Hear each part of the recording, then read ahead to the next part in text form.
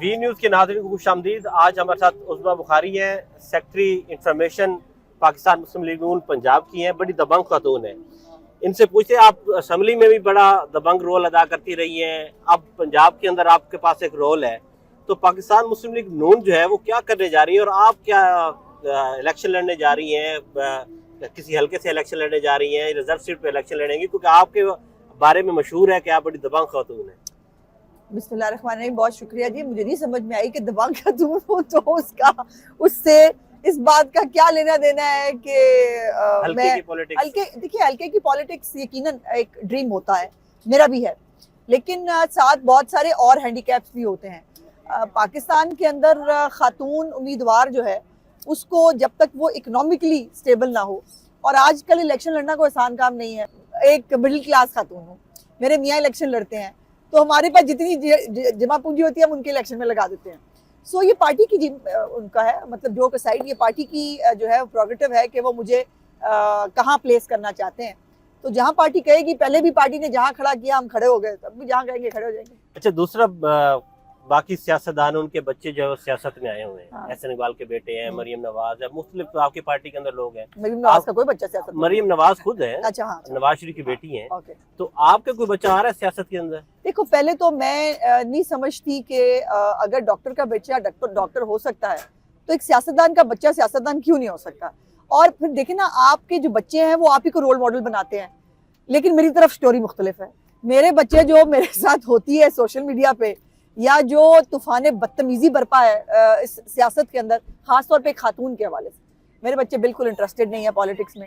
बल्कि मैं तो ये फील करती हूँ कि मेरे बच्चे जो है वो भागते हैं आइडेंटिटी से कि वो मेरे बच्चे हैं, क्योंकि उनको ट्रोल ज़्यादा किया जाता है, उनके साथ बदतमीजी ज़्यादा होती है। मैं नाम नहीं लेना चाहती, लेकिन मेरी बेटी जो है वो एक मेडिकल कॉलेज में पढ़ती थी, अब तो खैर माशाल्लाह उसने कर लिया।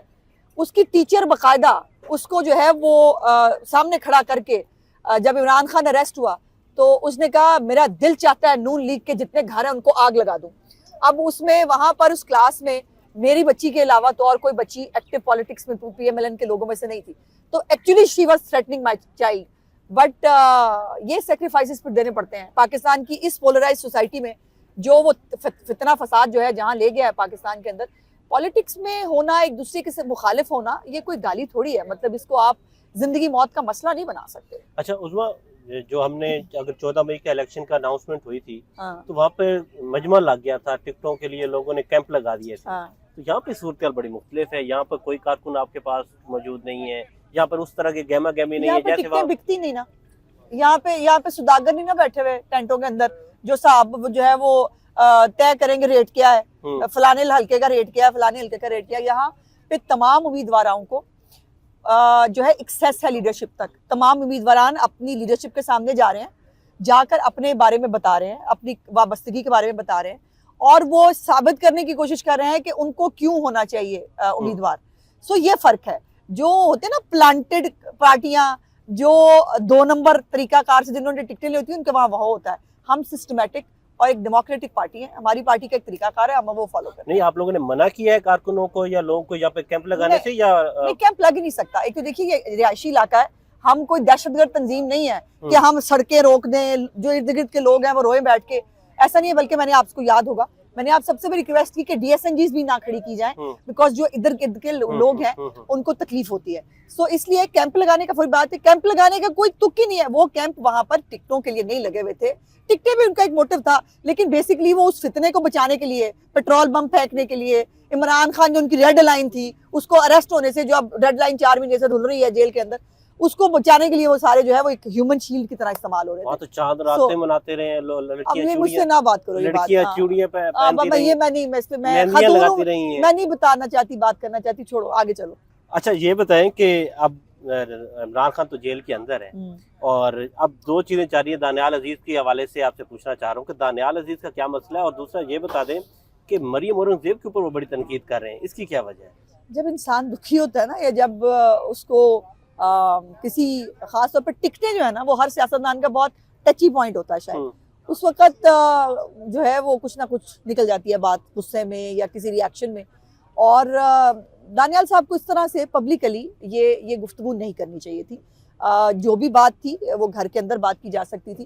देखिए अभी अब अंदर हमारे हाउस में भी एक एक सीट पे 10-10 उम्मीदवार होते हैं, वो आके अपनी बात करते हैं, वो कहते हैं कि जी मेरे ये किया, मेरे, और उसके बाद पार्टी जिसको मुनासिब समझती है तो उसको टिकट देती है। और डिसिप्लिन भी ये होता है कि जिसको एक को टिकट दे दिया फिर सारे जो उम्मीदवार ने वो मिलकर वो उस उम्मीदवार को कामयाब करे। तो ये नामुनासिब रवैया है दानियाल भाई की तरफ से, वो कुछ ज्यादा एग्रेसिव हो रहे हैं और ये मुनासिब नहीं है। मरियम औरंगजेब के जो 16 माह की गवर्नमेंट थी, क्या मरियम औरंगजेब ने वो ठीक तरह से मीडिया को बताया ही नहीं है? नहीं, ऐसा कारकर्दगी बिल्कुल के हवाले से जैसे नहीं। वो देखिए तनकीद कर रहे हैं कि मैं मरियम वो औरंगजेब मैनेज के नहीं कर साथ सकी मीडिया को। नहीं, मेरा मरियम औरंगजेब के साथ बहुत एक करीबी ताल्लुक है, वर्किंग रिलेशनशिप की बात करी, बाकी ताल्लुक जो होते हैं वो तो अलग है। और वो बहुत मेहनत से काम करती है, इसमें कोई दूसरी राय नहीं। हमने 16 महीने में हमने सिर्फ ईंट रोड़े नहीं उठाए, जो हम नहीं उठाते होते हमारा काम नहीं है, लेकिन जो पाकिस्तान की आवाम को सच पहुंचाने का एक जो तरीकाकार था, जो एक डेमोक्रेटिक तरीकाकार होता है, वो सब इस्तेमाल किए।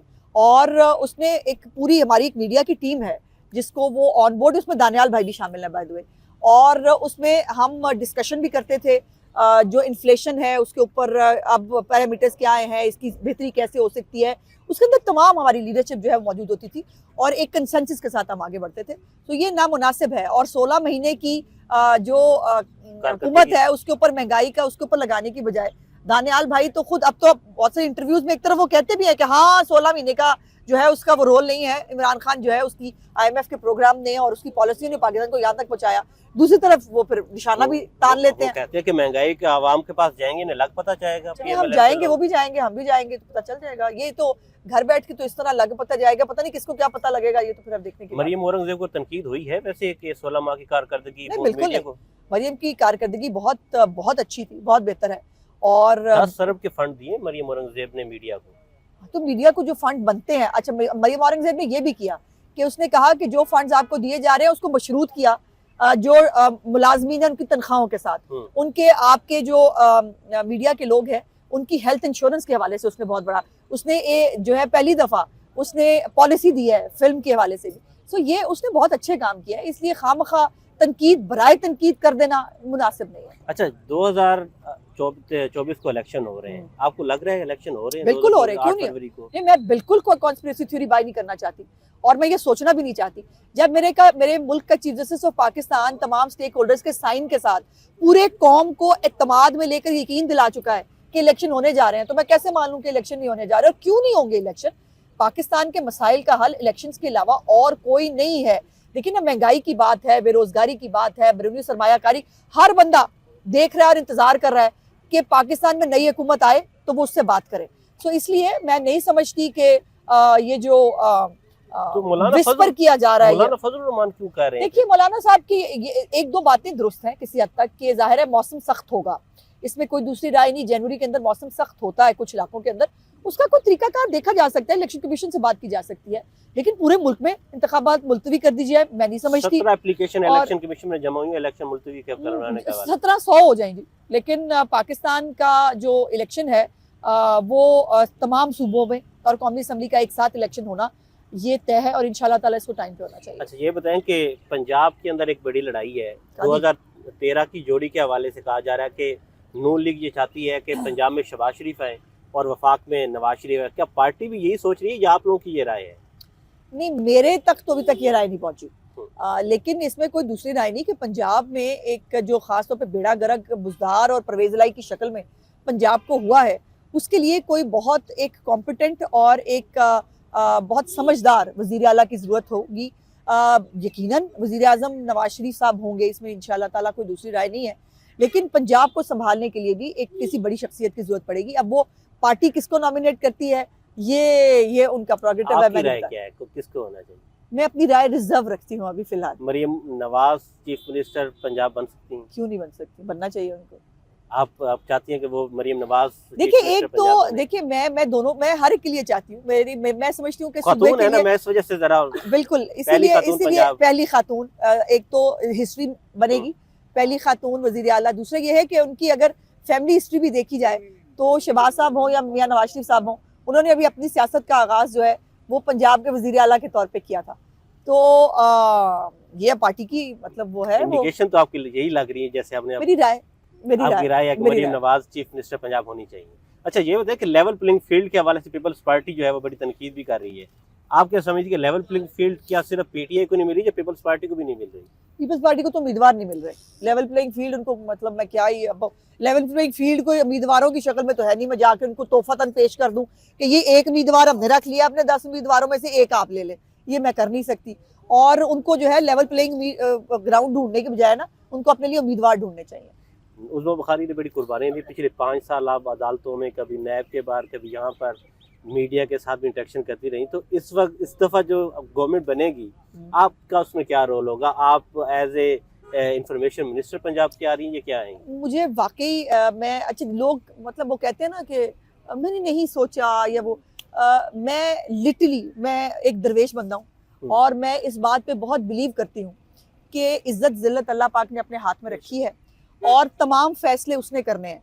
मेरे मुकद्दर में आज तक जो मुझे मिला है वो उसकी ज़ात ने दिया है, और अब भी अगर मेरे मुकद्दर में कुछ लिखा होगा और पार्टी अगर मुनासिब समझेगी तो मैंने तो कहा कि जहां हमें खड़ा करेंगे हम वहां खड़े हो जाएंगे। पिछली जो हमजा साहब की हुकूमत भी थी, मैं कहीं नहीं थी बट फिर भी मैं खड़ी थी, तो मैं खड़ी हूँ।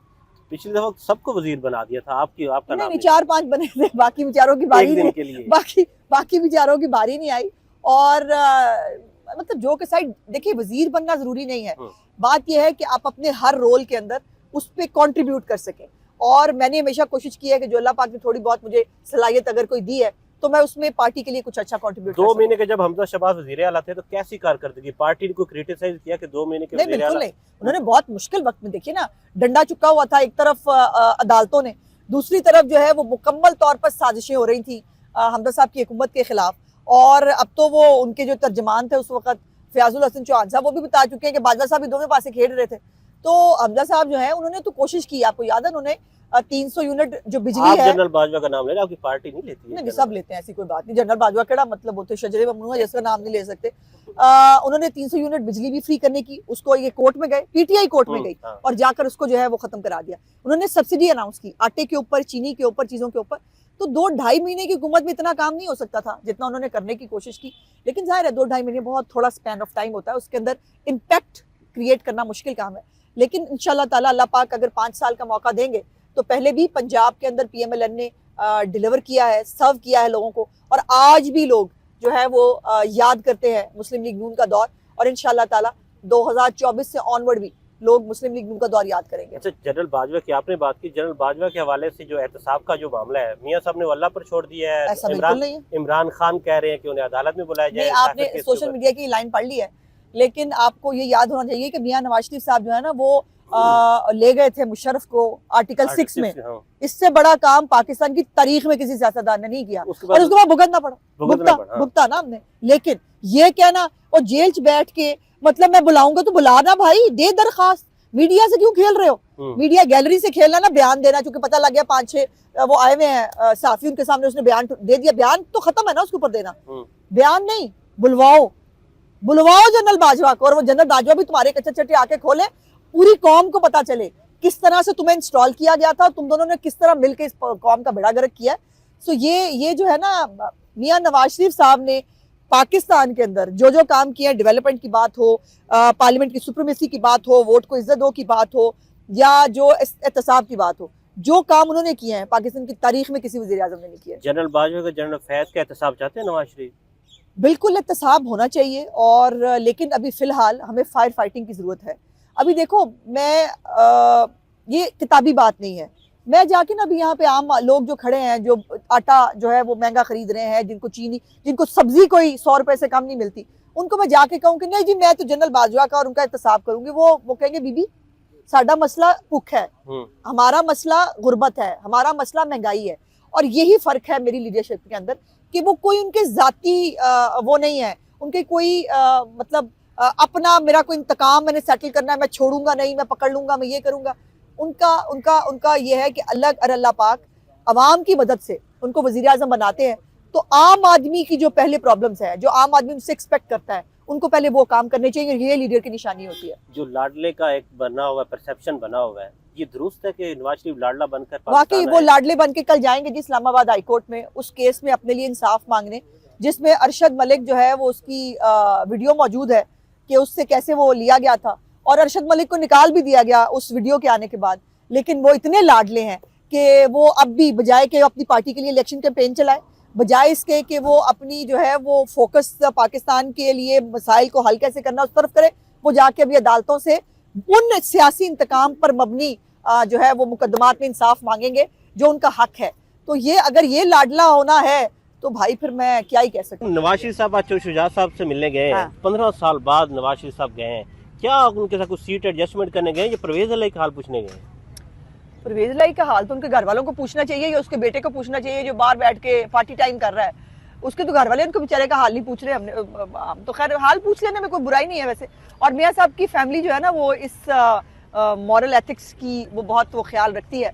इनका बड़ा बहुत पुराना ताल्लुक रहा है मियां शहबाज शरीफ साहब का, नवाज शरीफ साहब का इस चौधरी फैमिली के साथ, और काफली के साथ सीट एडजस्टमेंट हो सकती है। और उसके ऊपर क्या फॉर्मूला होगा, क्या बात होगी, इसके ऊपर आने वाले दिनों में यकीनन बातचीत होगी। परवेज इलाही के साथ आपका क्या मसला था?